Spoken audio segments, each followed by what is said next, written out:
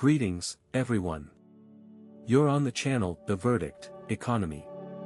Today, we won't be analyzing S&P 500 return charts or arguing about crypto volatility. We're going to talk about the only asset that truly matters, and one that we, as a civilization, are rapidly zeroing out, ***. We're used to thinking of crises as something loud, bank failures, wailing sirens, breadlines. But the most terrifying crisis in human history is unfolding in absolute silence.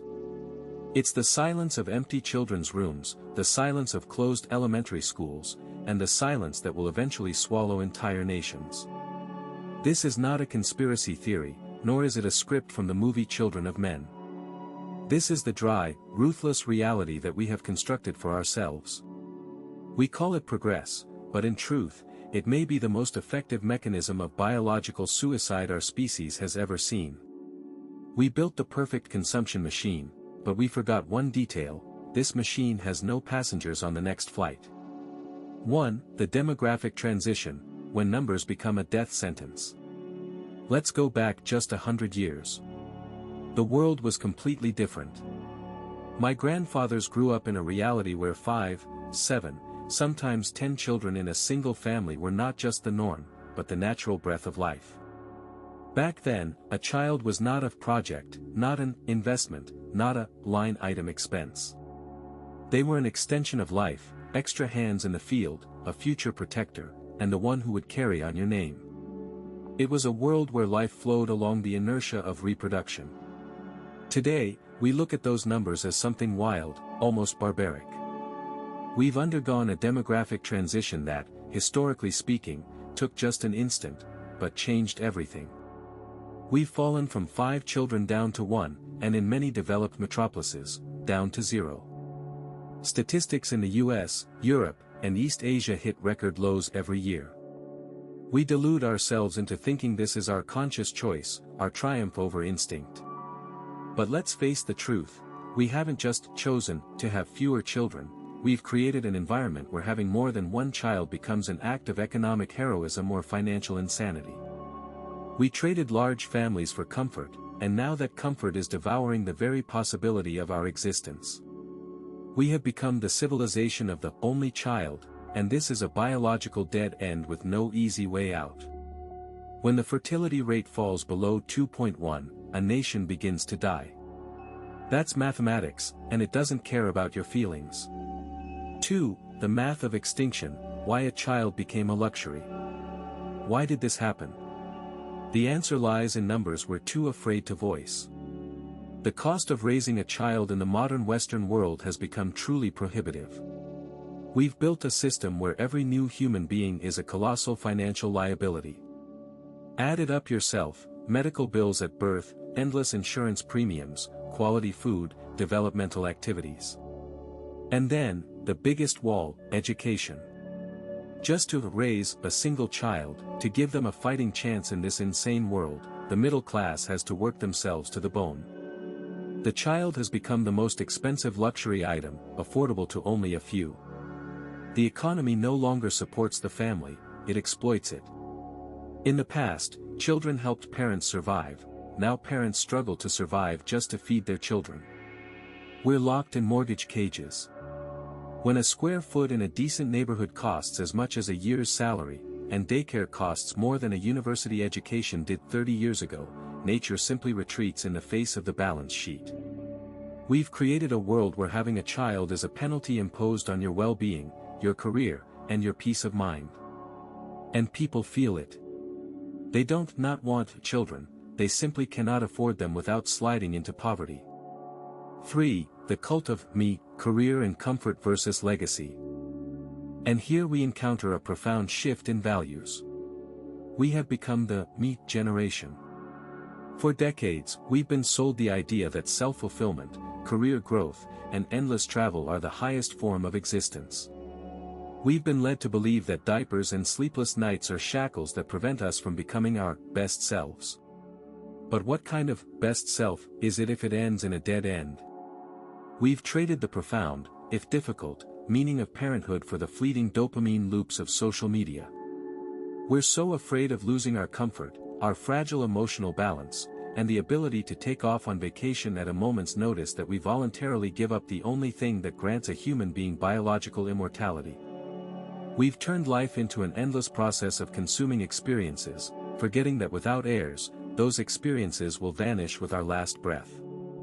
This is a cult of the present moment that systematically kills the future. We live as if we are the last people on Earth.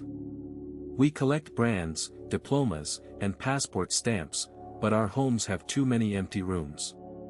We've become too selfish to share our lives. 4. The hidden threat, biology versus progress. But even if you set aside philosophy and look at biology, the picture becomes even grimmer. We're facing a hidden threat that politicians don't like to talk about. Infertility has become a new pandemic. We are literally sterilizing ourselves with the products of our own progress. Microplastics in our blood, endocrine disruptors in our food, the constant background stress and electromagnetic smog of megacities, all of this has led to male fertility in developed countries falling by more than half over recent decades. We've created an environment that our bodies perceive as hostile to reproduction. When the organism is in a state of chronic survival under the pressure of deadlines, it shuts down non-essential functions. Reproduction is the first of those functions.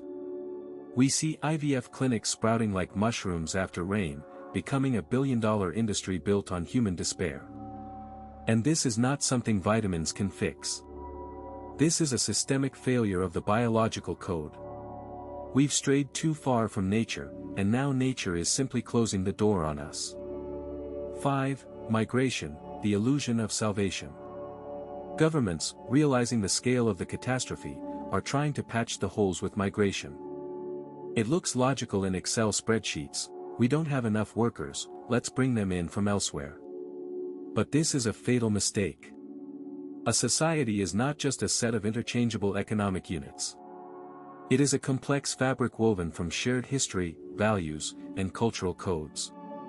By trying to replace natural reproduction with a massive influx of people from completely different cultural backgrounds, we don't solve the problem, we create a new one, far more explosive. This is not integration, it's an attempt at organ transplantation without checking blood types. We see rising tensions, social disintegration, and a loss of trust within society. You can't just pump new blood into an organism whose heart has failed. Migration is a temporary crutch that ultimately breaks the entire structure, because without the continuity of our own generations, a nation loses its essence. It simply ceases to exist, turning into a territory. 6. Necrosis of territories, the death of small towns. Look at the map. We see villages and small towns dying out. This isn't just urbanization, it's the necrosis of territories. Vast expanses are turning into deserts where the only signs of life are the elderly living out their last days. When the youth leave a place, the very concept of time leaves with them. Schools close, then hospitals, then shops. Only silence and boarded-up windows remain. We are concentrating in giant megacities, human beehives, that function as demographic black holes. They suck in young people, squeeze the productivity out of them, and give back emptiness. The city does not reproduce itself, it consumes people. And as the periphery dies, we lose our connection to the land, to our roots. We turn into nomads in concrete jungles with no home to return to. 7. The degradation of capital, the lost spark. The quality of human capital is something we barely think about until it's too late. When the birth rate falls, competition and the continuity of skills also fall. We lose entire layers of knowledge that were passed from master to apprentice, from father to son. The education system can provide theory, but it cannot replace the living transmission of experience. When there are few children, they become objects of pathological overprotection, which kills initiative and resilience. We are getting a generation that is technically proficient but psychologically utterly fragile. We are losing that biological vitality, that hungry energy that drove progress. An elderly society is a society that fears risk, that seeks to preserve the status quo instead of breaking through. It is stagnation disguised as stability. 8. Loneliness, the finale in an empty apartment. And here we arrive at the most frightening personal outcome, the psychological pressure of loneliness in old age. We all think we'll be forever young, or that capital will provide us with comfort. But capital cannot hug you. We are building the most widespread and most expensive loneliness in history. By 2060, millions of people will die in absolute emptiness, surrounded by robot caregivers and state-employed nurses. This is a biological dead end. We traded the warmth of human closeness for the ability to consume goods without hindrance. But at the end of the road, it turns out that goods have no meaning if there's no one to leave them to. This is a quiet tragedy already playing out behind the closed doors of millions of apartments. 9. The disappearance of the code, the end of history. The disappearance of the cultural code is the final act. Culture does not live in museums, it lives in living people. It is transmitted through lullabies, family lore, the unspoken rules absorbed from childhood. When the chain is broken, culture dies instantly. We become a population instead of a people. We turn into a rootless biological mass, easily swept away by any wind of history. A nation without children is a nation that has refused its own future. It is a civilization that decided its history was no longer worth continuing. We are witnessing the lights of great cultures going out, simply because there is no one left to tend the flame. 10. The verdict, biological collapse. My verdict is simple, and you're not going to like it. Biological collapse is the quietest and most irreversible process. You won't see it as the lead story on the news because it happens every day, in every empty crib. We can print trillions of dollars. We can colonize Mars. But if we cannot solve the basic equation of life, passing the spark to the next generation, none of it matters. We've chosen a comfortable, sterile, and very expensive suicide. History does not forgive those who stopped wanting to live. And the silence that follows us will be the best proof of that. We are the last generation that still remembers the smell of the future. Beyond us, only emptiness.